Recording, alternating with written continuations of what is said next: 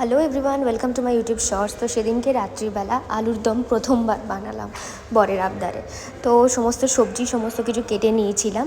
দেন তারপরে আলুটাকে সেদ্ধ করে ভেজে নিয়েছিলাম, কড়াইশুঁটিটাও কুকারে সেদ্ধ করে নিয়েছিলাম।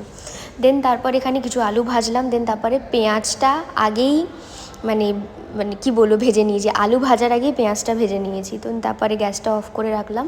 দেন টমেটোগুলোও দিয়েছিলাম। দেন তারপরে এখানে দেখাচ্ছি, দেখো আলু ভাজতে গিয়ে না আমার আলু একটু পুড়ে গেছে, কী করব নতুন নতুন।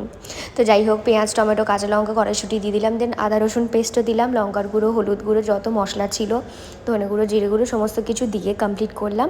দেন মশলাটাকে ভালো করে কষে কাশ্মীরি লঙ্কার গুঁড়ো দিলাম। দেন তারপরে একটু ভালো মতো স্বাদ মতো নুন দিলাম।